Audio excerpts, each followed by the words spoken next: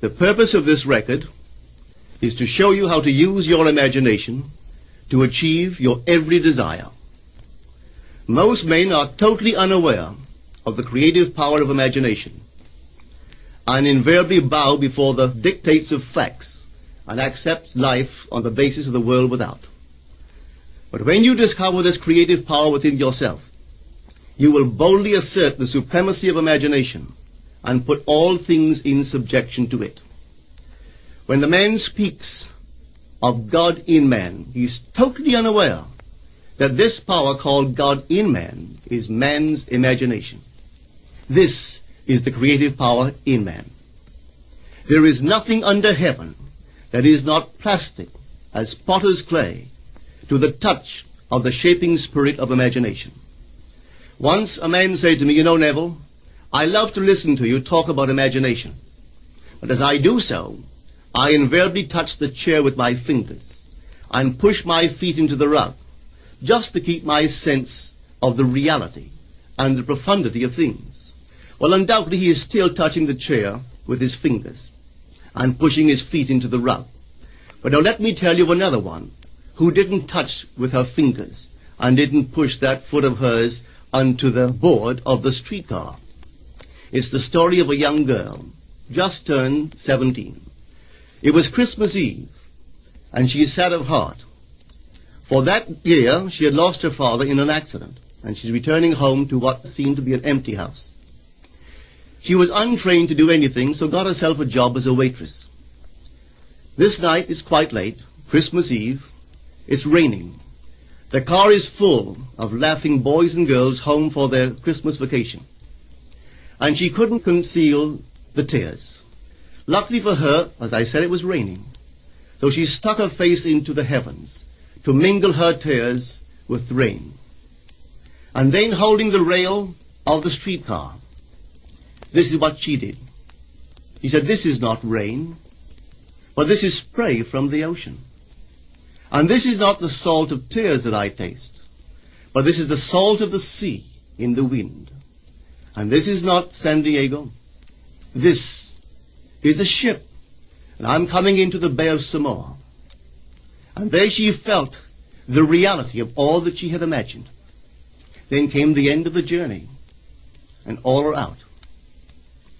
10 days later, this girl received a letter from a firm in Chicago saying that her aunt, several years before, when she sailed for Europe, deposited with them $3,000 with instructions that if she did not return to America, this money should be paid to her niece.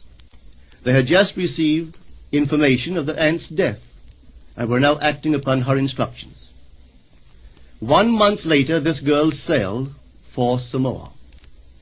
As she came into the bay, it was late that night, and there was salt of the sea in the wind. It wasn't raining, but there was spray in the air, and she actually felt what she felt 1 month before, only this time she had realized her objective. Now this whole record is technique.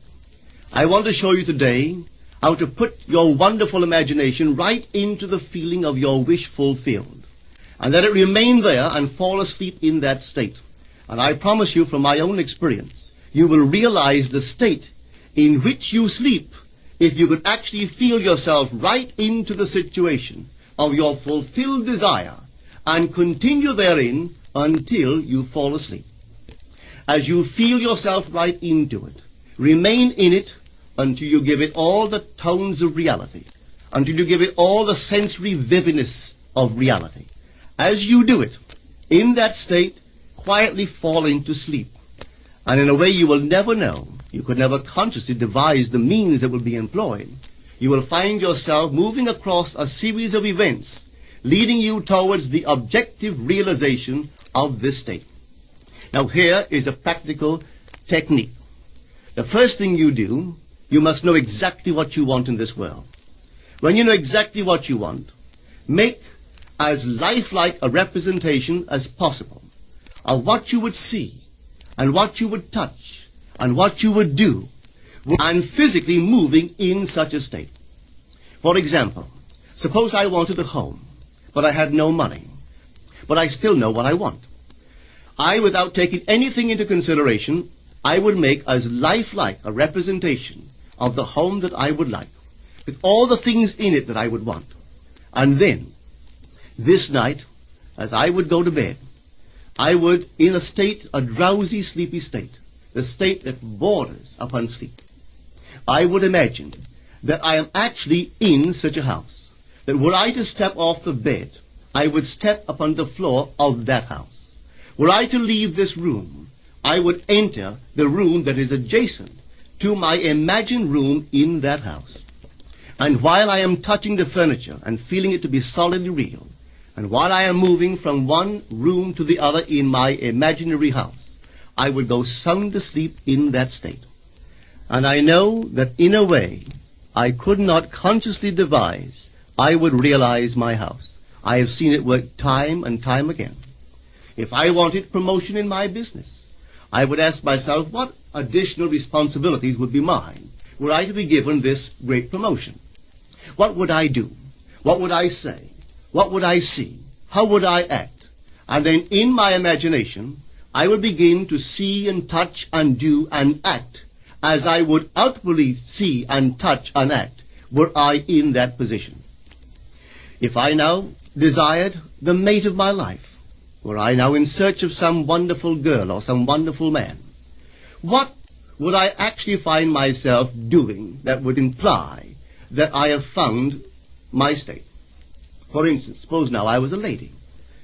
One thing I would definitely do, I would wear a wedding ring.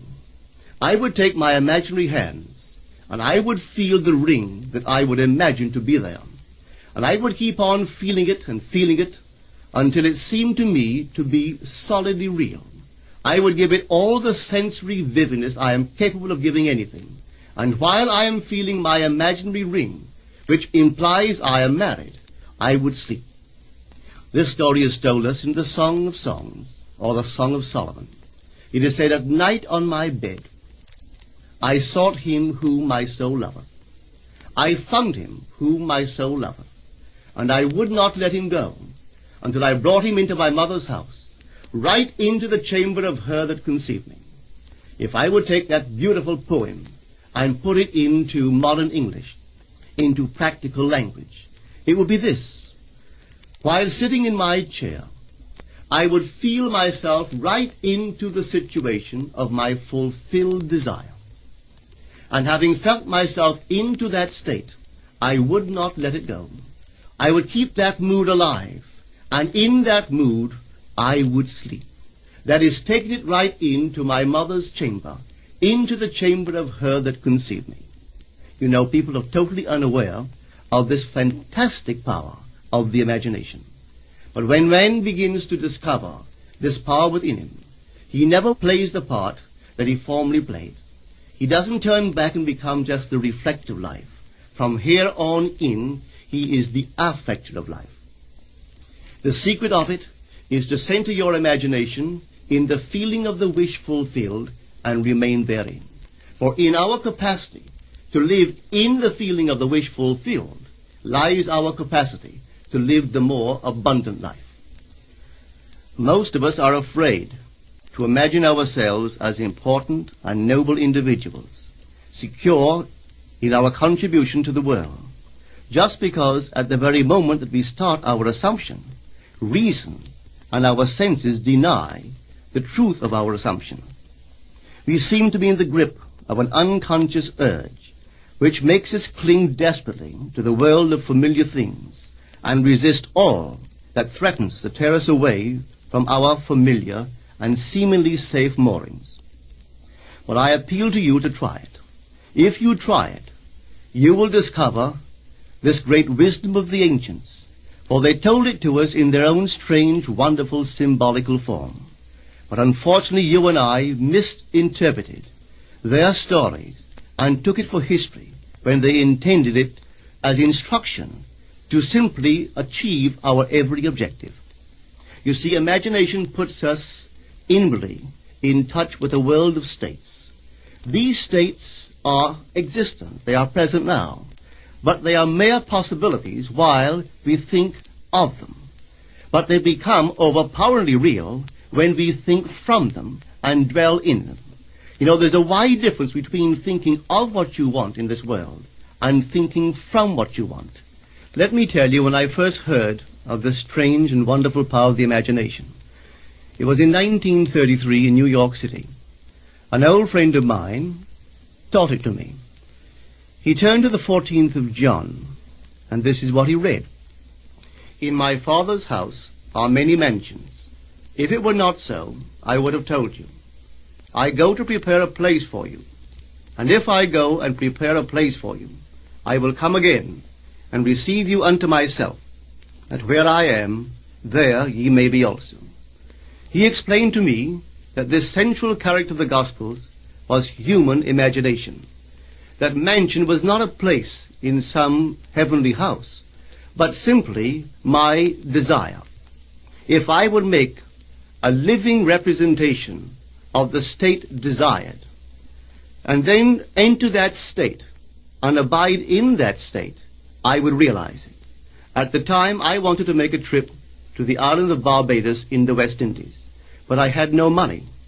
He explained to me that if I would that night, as I slept in New York City, assume that I was sleeping in my earthly father's house in Barbados, and go sound asleep in that state, that I would realize my trip. Well, I took him at his word and tried it. For 1 month, night after night, as I fell asleep, I assumed I was sleeping in my father's home in Barbados. At the end of my month, an invitation from my family came, inviting me to spend the winter in Barbados. I sailed for Barbados the early part of December of that year. From then on, I knew I had found this Savior in myself. The old man told me that it would never fail. Even after it happened, I could hardly believe that it would not have happened anyway. That's how strange this whole thing is. On reflection, it happens so naturally. You begin to feel or to tell yourself, well, it would have happened anyway. And you quickly recover from this wonderful experience of yours. It never failed me if I would give the mood, the imagined mood, sensory vividness. I could tell you unnumbered case histories to show you how it works. But in essence, it's simple. You simply know what you want. When you know what you want, you're thinking of it. That is not enough. You must now begin to think from it. Well, how could I think from it? I am sitting here, and I desire to be elsewhere. How could I, while sitting here physically, put myself in imagination at a point in space removed from this room and make that real to me? Quite easily. My imagination puts me in touch inwardly with that state. I imagine that I am actually where I desire to be. Now, can I tell that I am there? There is only one way to prove that I am there. For what a man sees when he describes his world is as he describes it relative to himself. So what the world looks like depends entirely upon where I stand when I make my observation. So if, as I describe my world, it is related to that point in space I imagine that I am occupying, then I must be there. I am not there physically, no, but I am there in my imagination, and my imagination is my real self. And where I go in imagination and make it real, there I shall go in the flesh also. When in that state I fall asleep, it is done. I have never seen it fail. So this is the simple technique on how to use your imagination to realize your every objective. Here is a very healthy and productive exercise for the imagination. Something that you should do daily. Daily relive the day as you wish you had lived it, revising the scenes to make them conform to your ideals. For instance, suppose the day's mail brought disappointing news. Revise the letter. Mentally rewrite it and make it conform to the news you wish you had received. Or suppose you didn't get the letter you wish you had received. Write yourself the letter and imagine that you received such a letter. Let me tell you a story that took place in New York not very long ago. In my audience sat this lady who had heard me numberless times. And I was telling the story of revision. that man, not knowing the power of imagination, he goes to sleep at the end of his day, tired and exhausted, accepting as final all the events of the day. And I was trying to show that man should, at that moment, before he sleeps, he should rewrite the entire day and make it conform to the day he wished he had experienced. Here is the way a lady wisely used this law of revision. It appears that 2 years ago she was ordered out of her daughter-in-law's home. For 2 years there was no correspondence. She had sent her grandson at least 24 presents in that interval, but not one was ever acknowledged. Having heard the story of revision, this is what she did. As she retired at night, she mentally constructed 2 letters. One she imagined coming from her grandson, and the other from her daughter-in-law. In these letters they expressed deep affection for, and wondered why she had not called to see them. This she did for 7 consecutive nights, holding in her imaginary hand the letter she imagined she had received, and reading these letters over and over until it aroused within her the satisfaction of having heard. Then she slept. On the 8th day, she received a letter from her daughter-in-law. On the inside there were 2 letters, one from her grandson and one from the daughter-in-law. They practically duplicated the imaginary letters that this grandmother had written to herself 8 days before. This art of revision can be used in any department of your life. Take the matter of health. Suppose you were ill. Bring before your mind's eye the image of a friend. Put upon that face an expression which implies that he or she sees in you that which you want the whole world to see.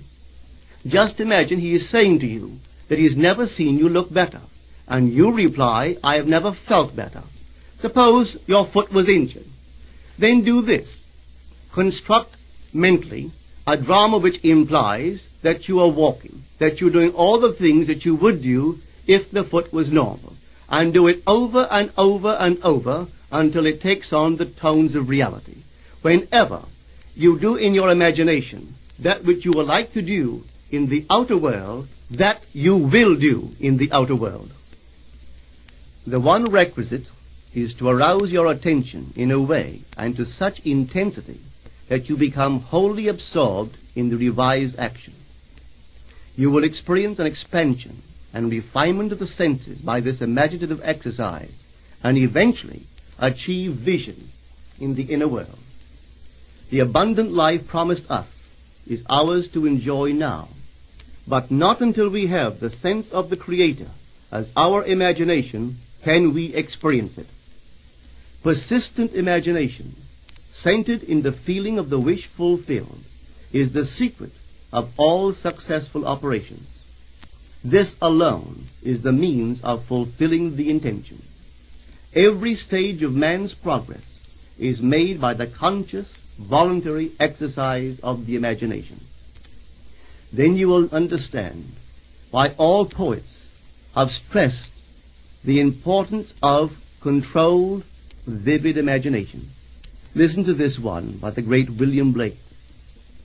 In your own bosom you bear your heaven and earth, and all you behold, though it appears without, it is within, in your imagination, of which this world of mortality is but a shadow. Try it, and you too will prove that your imagination is the Creator.